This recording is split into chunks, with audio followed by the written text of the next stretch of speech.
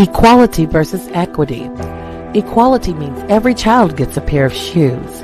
Equity means every child gets a pair of shoes that fit. That means every school district has to meet every student's individual needs. I'm Jerry O'Green with the Black Student Advocate. We advocate for black employees and black students within the K-12 school districts. We hold school districts accountable to make sure that black students and employees are in a fair and equitable workplace.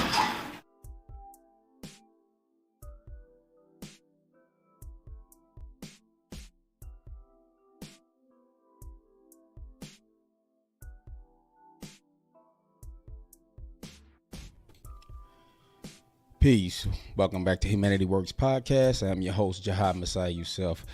Welcome back for another installment, man, that I'm going to offer to you all this evening. Hope you enjoyed your Memorial Day holidays. Salute to all the fallen veterans. And also, I want to give a special shout out to my mother and father celebrating 52 years of marriage. Well, yesterday, because I'm recording actually in the wee hours in the morning, May 29th. Mother, to my mother, my father, I thank you so much. I thank you for considering us as your children, remaining together, showing us what love is all about, showing us what value is all about, and what it takes to be a family. And Dad, I give you a lot of strength because you had a lot on your burden, a lot on your shoulders, a lot of burdens to carry. And my mom, I just give you so much credit for even after your medical situation that happened back in 1985, you still pushing, you still getting along in life. You didn't lay down. You got up and you still fighting. So I'm appreciative to call you my mother, my father, and to be a product of love of 52 years. So happy anniversary to my parents. You know what I'm saying? Went home recently, played with my team in a tournament, first tournament back. A little rusty, kind of put my team in a bad situation, man. But, you know, that's the thing about championship DNA, man. You know, they always find a way to pull out. So I'm grateful for my team. Giving a shout out to A's Reloaded out of Ohio, Meg out of Detroit. And just everybody that supports the team, man. Rocking St. Louis gear I got, man. Shout out to my cousin Tracy. I ran into her at her job. And it had been a while since I had some St. Louis gear. But also, man, being back home, I also went into my ring closet because I don't wear jewelry, you know. So I have championship hardware. So, you know, I'm kind of rocking this necklace. And a lot of people know I'm not really a necklace guy. But I was like, what the hell? Let me change it up a little bit. So, man, hope everybody enjoyed the holidays. I know everybody got to get back to the work week. Hell, I got to be at work in 2 hours. So while I'm uploading this episode, it's crazy. But actually, I was inspired to go ahead and to record this episode. I have a few subjects that I really want to cover and cross. But what happened tonight was I was on Showtime. I was on Prime, and I was watching a story about Raymond Lewis, a guy I had never heard of before. He's a basketball legend from out of Los Angeles, California. Had a couple shots at the NBA, never quite made the roster because, you know, supposedly because of the man that he was and how he believed in himself, and he wouldn't sell himself cheap. You know, he kind of, you know, challenged the system. And eventually, in the long run, he lost. And what happened was, typically, when I look at the legacy of a lot of brothers who took a shot at going with professional sports, who may have tried to become an actor or, you know, some form of entertainment, if they never reach this goal, they hit a mass level, like a monstrous level of depression, defeat, pain, hurt, as if they failed in life. And I can recall so many brothers that I know personally, who I've personally witnessed go through the same thing. You know, I can speak for myself, even as a high school prospect with baseball. I came out of Normandy Senior High School back in St. Louis, Missouri, you know, and I had the numbers, you know, 5'2" born player. I could bat anywhere between leadoff to the second batter and a cleanup hitter. And you know, I can say this to this very day.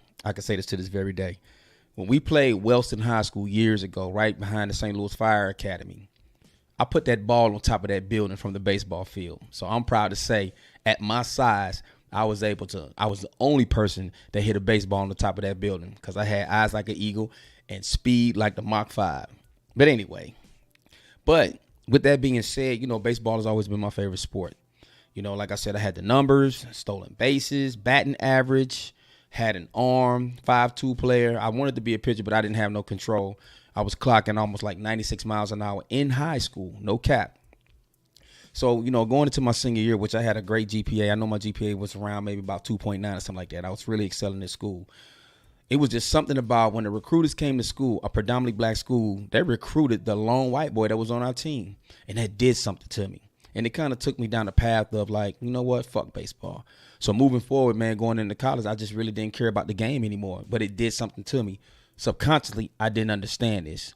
And eventually, I did start to roll over into the music industry, which is kind of typical of what we do. And then I look at my youngest brother. You know, a lot of people can recall, if you know the story. You know, my brother was a top high school prospect coming out of St. Louis, probably one of the top point guards in the state of Missouri. I mean, hell, I had people calling me from St. Louis because they didn't really know that we had a youngest brother besides me and Jay. And it was like he looked like us. They saw my dad on the bench coaching. So people would call all the way down to Georgia and ask, was that my youngest brother? And so many people complimented him and that he was probably one of the best point guards Missouri had ever had, they had ever seen. However, with things that would transpire and go the way that they would, he didn't really get to the next level. You know, the college recruiting was a bunch of bullshit, but it is what it is. And sometimes you can always look back at what you could have did yourself as far as like an athlete, things that you could have did better to probably, you know, change the reality of your recruiting going forward. But to see him be one of the most popular kids around town, girls always at my parents' house braiding his hair after games, and then just kind of becoming a playing guy, you know what I'm saying? Not to say that he is a playing guy, but, you know, sports bring you notoriety. You know, I saw him go through depression. I just saw that defeat. And he had skill. He was a point guard, high IQ. You know, he had a lefty three-point shot, well respected in the city. Tried to, you know, was being recruited by other AAU programs. And the team that he played on AAU-wise was probably one of the best AAU teams I've ever seen. But just witnessing that, I saw the depression, I saw the defeat, I saw the guilt. Or even when I told you I just started to roll into the music industry, there was just certain things that I saw that when we were on the road as a group, there were just certain things that I saw that just let me know I didn't want to be a part of that life. However, all these things came crashing down. So the point that I'm trying to make is there are a lot of black men out here who feel defeated in life, who feel unfulfilled. And I'm here to tell you that anything that happens in your life, you have to learn to trust God. Nothing in your life happened by mistake. It didn't happen by coincidence. You know, it's a lot of times we don't understand the things that happen in our lives. We can become bitter. We can become upset about it. But, you know, there's an old saying that when man plans, God laughs. We all have a vision. We all have a plan of where we want to go in life, where we see ourselves in life, and you never end up where exactly that you thought you was going to be. You never become what you wanted to be or what you desired to be. You became what you were supposed to be. And, you know, when I look at that, I kind of begin to think and wonder, because the story of Raymond Lewis is very heartbreaking to see that brother just go down, give up on his health. He started dealing with issues, drugs, alienated himself from his family. This is what people do when they're heartbroken. And I always wonder, why do people really want success and notoriety and fame? People say they got the love of hip hop, or they love the game, you know what I'm saying? But would you play that game without a check? That's a question I would ask somebody who would tell me they do it for the love. Or are you really doing it to just put your family in a better situation, which there's really nothing wrong with doing that. So why is it that in our community, and I'm not saying this doesn't happen in other communities, why are we so hell-bent and passionate about trying to become somebody in society through sports and entertainment? And when we don't make it, we just feel like we're nothing, we're unaccomplished. And I tell people all the time, sports, entertainment, whatever the case may be, whatever industry, it's all a narrative. You have to fit the narrative. All right. Look at these draft picks when it comes to sports. If there's an athlete, a top athlete who has a strong influence of a father, they always fall deep and late in the draft rounds and picks. It's all cap. You understand what I'm saying? You know, with my son, you know, few people know my son. My son has pro skill at the cornerback, but there ain't no way the NFL would ever allow a kid like that with his father's name is Jihad Youssef. And when he's on that college campus for the time he was in school, they're observing his mannerisms. They've seen if he has any bit of me in him. They don't want any more Kaepernicks. They don't want any more Kyries. They don't even want any more LeBrons for the things that he stood up for during his time in the league and things that he's done. You know, social activity, social work. They don't want any more Craig Hodges, no Mahmoud Abdul-Raufs. You understand? And why is that? Because they don't fit the narrative. Because they just want you to dribble, shut up and dribble. There are a lot of guys, and they said this guy was Jordan before Jordan. They asked the question in this documentary, what would the NBA be like had Michael Jordan never made it to the NBA? And you and I all know somebody that could have made it to the NBA. And we all know that there is somebody out there who could have been better than Jordan. There is somebody out there who probably was better than LeBron, but the world would never know about him. But here's the thing I want us to understand. I want us to really begin to take a shift. Let's shift the narrative of what we're fighting and striving to be. You can impact life without being wealthy, and you can impact life without notoriety. I mean, I never understood back in the day with us having one of the hottest hip hop groups in St. Louis called the Soul of Me. When we were voted the best show by Riverfront Times, I think multiple years. I was the first artist to perform the pageant. We were the first group to have our own night at the Red Sea. And then, you know, on certain nights at the High Point, we rock with all the other MCs and all the other groups. And then we would do Blueberry Hill. But we accomplished a lot of things as a group. And I could not understand for the life of me why we never made it, why we was never successful. But as today in 2023, I am glad I did not make it in the music industry. I am glad we never got caught up in that life. I am glad we never got winged or turned out, or just some of the craziest things and the stories that I've heard people say who have taken part in this industry. And it ain't just music. It's entertainment on all forms. But what I want y'all to understand is, let's change the narrative of who our heroes are. Because when you look at the black community and all the legacies that we honor, every megastar that we love that passes, the world mourns, is always an entertainer or an athlete. And there's nothing wrong with that. When was the last time our community really came together to honor a freedom fighter? When was the last time, or is it widely known in our community that we love those who have fought for us? When Dr. Frances Cress Welsing passed, it was a damn shame to see an almost empty sanctuary. I watched it. I cried like a baby when she passed. That was somebody I honor more than an athlete, more than an entertainer, more than an actor, because they can't impact my life. I impact their life by spending money going to the games, buying their jerseys. I continue to make them wealthy. But why don't we take that same approach for those? And I say this all the time. We bring it sexy back to the everyday hardworking men and women who impact your life within close proximity. I don't think people understand the context of what I'm saying when I make that statement.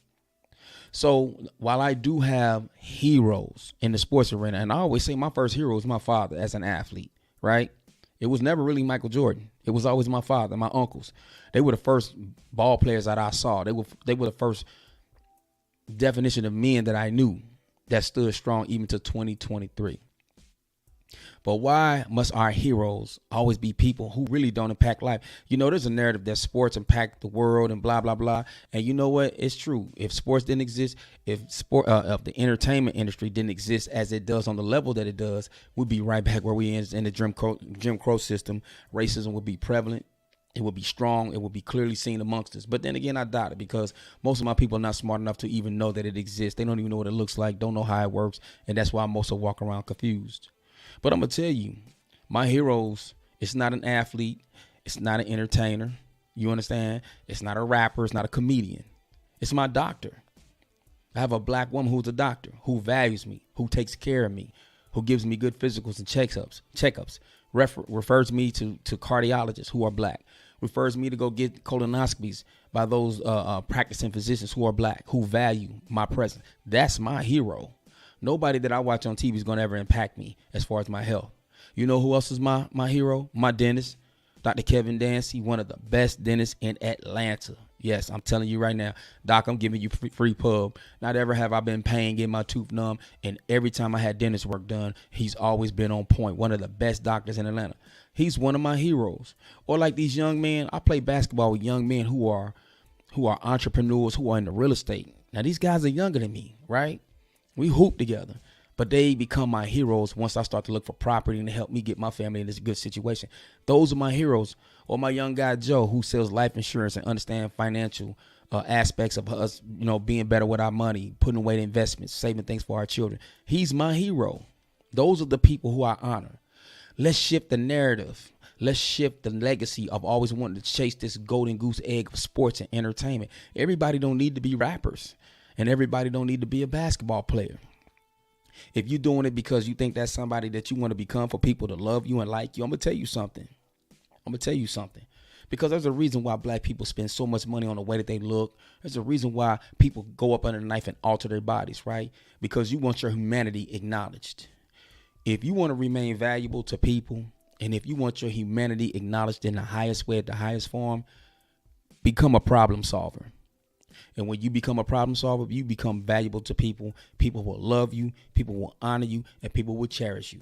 Because at the end of the day, when life gets real, everything else superficial, your favorite athlete, your favorite entertainer, your rapper, comedian, whatever the case may be, they don't mean anything. The only person that means something to you is the person who's impacting your life right in front of you. So I'm encouraging every brother and sister. If you didn't make it in professional sports, so what? You wasn't supposed to. This is where I say you have to learn to trust and let go and let God lead the way.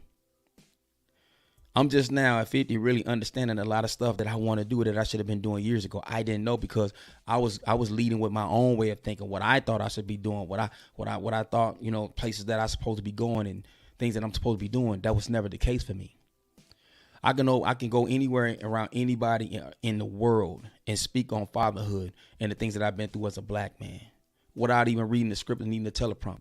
But there are certain things that I thought I wanted to be a part of or become. I might not have been as successful about. So what I'm telling you is impact life in close proximity. If you don't make it as an entertainer, you don't make it as an athlete, that's quite okay. Because guess what? The people that's watching you, especially the youth that you impact, this is how we begin to change the world. This is how we begin to change our communities, because we have to influence our children to become close proximity problem solvers.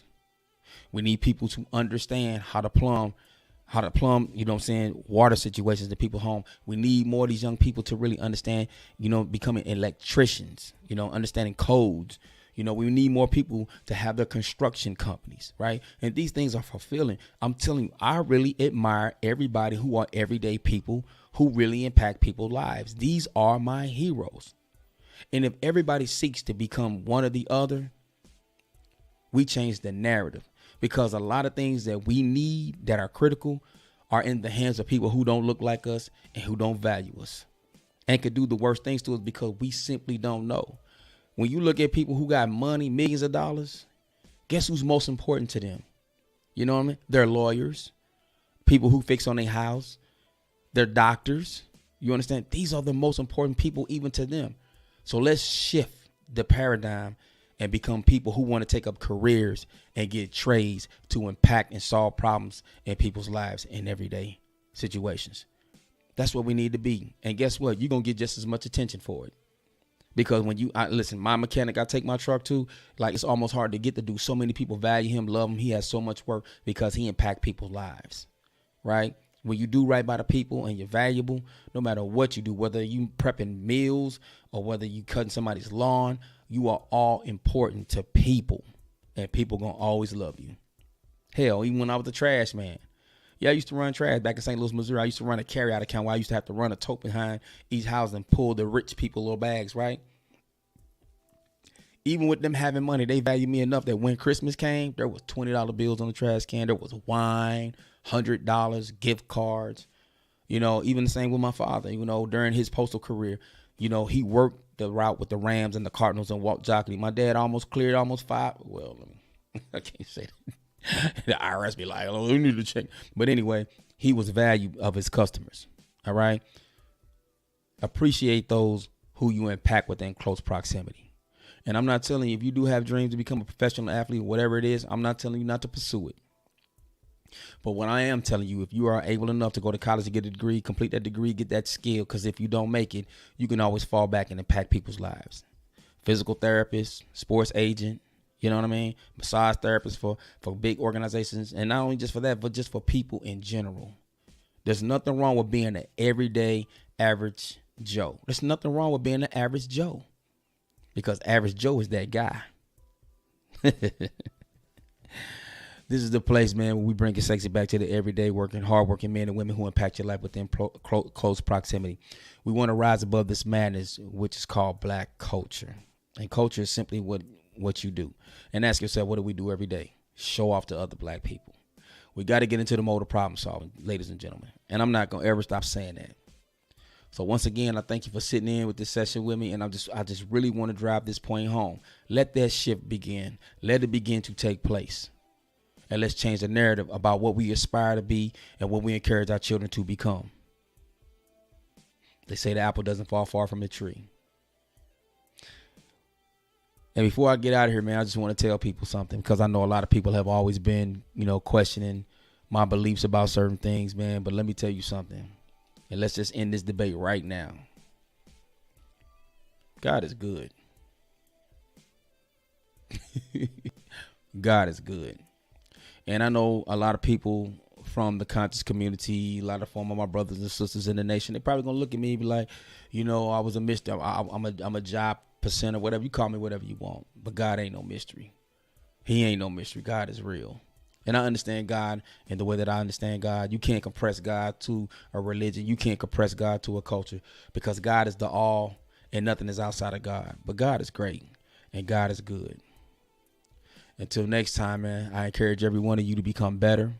Love on your families. Value your babies. Take care of yourself.